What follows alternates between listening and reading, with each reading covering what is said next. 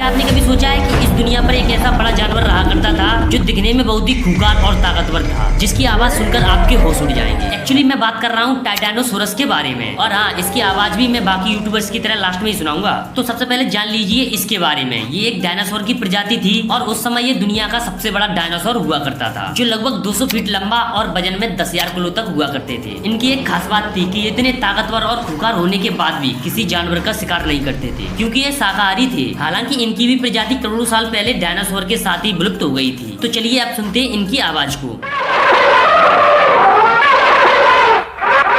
वैसे आपको सबसे ज्यादा किस जानवर की आवाज पसंद है, कमेंट में बताएं।